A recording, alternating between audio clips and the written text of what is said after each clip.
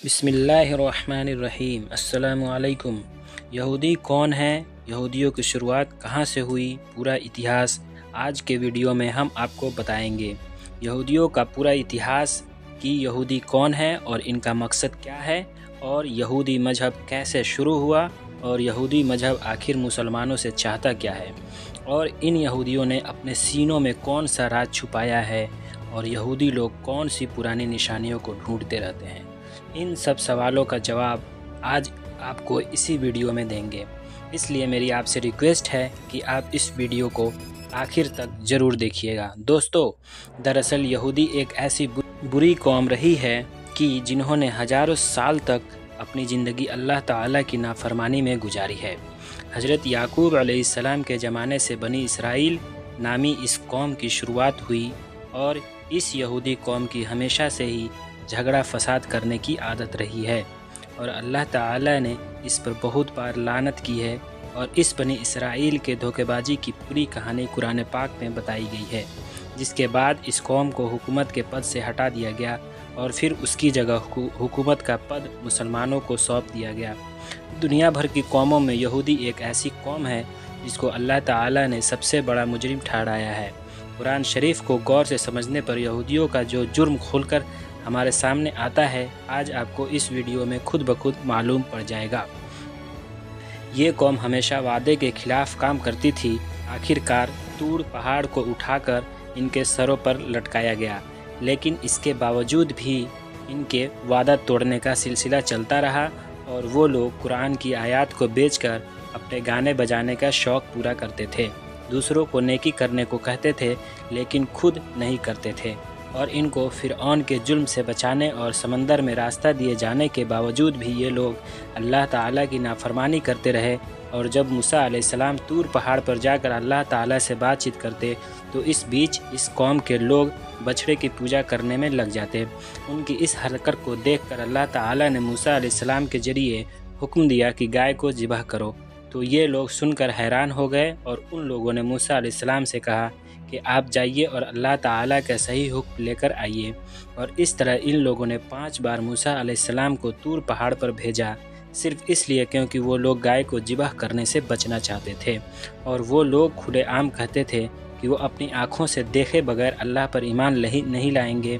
अल्लाह ताला ने जब इन्हें बगैर मेहनत किए आसमान से खाना भिजवाना शुरू किया, तो इन लोगों ने जिद करके उसको बंद करवाया, और उन्होंने हज़रत मूसा अलैहिस्सलाम से कहा कि उनके लिए खाने पीने का इंतज़ाम, जैसे कि अनाज, सब्जियां, फल वगैरह ज़मीन में ही उगा दिया जाए। जबकि रेगिस्तान की कड़क धूप से बचने के लिए भी अल्लाह ताला की तरफ से इन पर बादलों का साया किया गया। लेकिन इतना सब कुछ मिलने के बावजूद ये लोग अल्लाह ताला के सामने नहीं झुके। फिर अल्लाह ताला ने इन्हें बस्ती में दाखिल होते वक्त माफ़ी मांगने का भी हुक्म दिया। हालांकि इस हुक्म को मानने से इस तरह की कोई परेशानी नहीं थी, लेकिन पता नहीं इस कौम ने क्यों अल्लाह तबारक व तआला का हुक्म नहीं माना, जबकि अल्लाह ताला ने अपनी रहमत से इन बस्ती में 12 कबीलों के लिए अलग अलग 12 पानी के चश्मे पैदा कर दिए, ताकि लोगों के बीच पानी को लेकर कभी झगड़ा ना हो। मगर इस एहसान के बावजूद भी वो लोग अल्लाह ताला के तमाम नबियों की बुराई करते रहे। आसमान से भेजे गए पैगंबरों को कत्ल करने और उन्हें फांसी पर लटकाने से भी बाज नहीं आते थे, और इन्होंने ही हज़रत यहया अलैहिस्सलाम को कत्ल करवा दिया था, और हज़रत सालेह अलैहिस्सलाम को सलीब पर लटकाने का प्लान भी इन्हीं लोगों ने बनाया था। ये कहते थे कि पैगंबर सिर्फ बनी इसराइल के लोगों में से ही हो सकता है, इसलिए वह बनी इस्माइल के पैगंबर हज़रत मोहम्मद मुस्तफ़ा सल्लल्लाहु अलैहि वसल्लम पर ईमान नहीं लाए, और हज़रत जिब्राईल अलैहिस्सलाम को एक नंबर का दुश्मन मानते थे। इसलिए क्योंकि हज़रत जिब्राईल अलैहिस्सलाम वही के ज़रिए इन लोगों की प्लानिंग की खबर अल्लाह ताला के नबियों को दे देते थे। और यहूदी यह तक कहते थे कि हज़रत जिब्राईल अलैहिस्सलाम ने नबूवत के लिए किसी गलत इंसान को चुना है। अगर नबी करीम सल्लल्लाहु अलैहि वसल्लम की मजलिस में इनके किसी आदमी के मुंह से सच्ची बात निकल भी जाती थी, तो वह बाद में उन्हें बुरा भला भी कहते थे। और बड़े दावे से इस कौम के लोग कहते थे कि ये अल्लाह के चहेते हैं और जहन्नुम की आग इनको कभी नहीं छूएगी।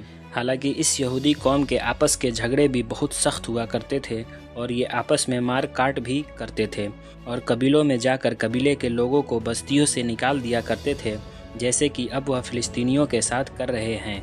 محمد مصطفیٰ صلی اللہ علیہ وسلم کے آنے سے پہلے یہ لوگ ایک نبی کے آنے کی بات کیا کرتے تھے اور مدینے والوں سے کہا کرتے تھے کہ اس نبی کو آنے دو، ہم تم سے نپٹ لیں گے۔ لیکن نبی کریم صلی اللہ علیہ وسلم کے آنے کے بعد وہی یہودی رسول پاک صلی اللہ علیہ وسلم کے برے دشمنوں میں سے ایک ہو گئے، اور تو اور یہ لوگ جادو بھی سیکھتے اور سکھاتے تھے، اور اسی جادو سے میاں بیوی کے بیچ جھگڑے فساد کروا دیتے تھے، اور اس جادو کو حضرت سلیمان علیہ السلام سے بھی جوڑ دیتے تھے۔ حالانکہ قرآن پاک میں موجود ہے کہ حضرت سلیمان علیہ السلام کا دور دور تک جادو سے کوئی مطلب نہیں ہے، کوئی تعلق نہیں ہے۔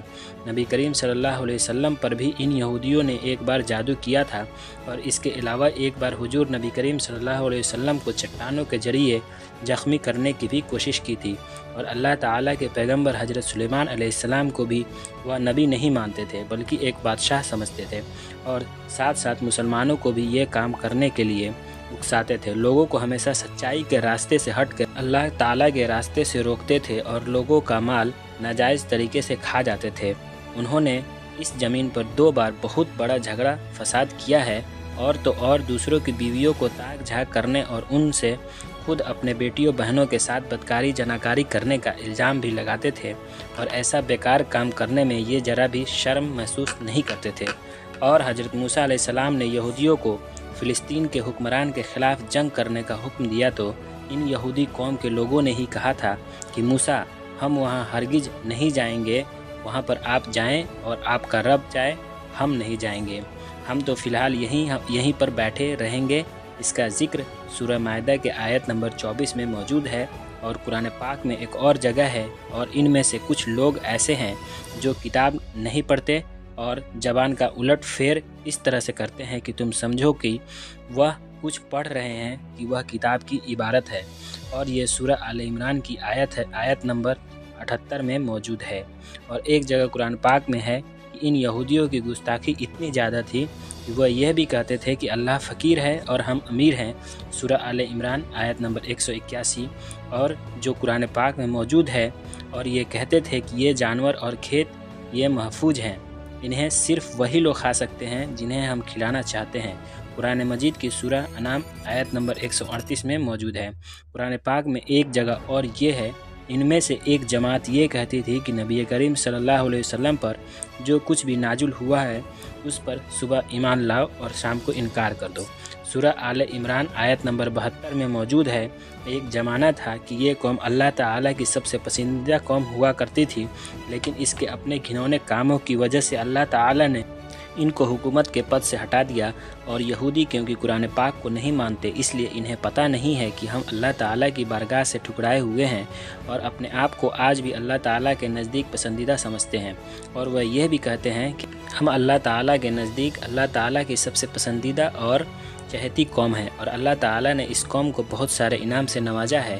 انہی میں سے ایک تابوت سکینہ بھی ہے۔ تابوت میں سکینہ کیا ہے، اس پر ہم پوری ایک ڈیٹیل ویڈیو بنائیں گے، آگے انشاءاللہ لے کر آئیں گے۔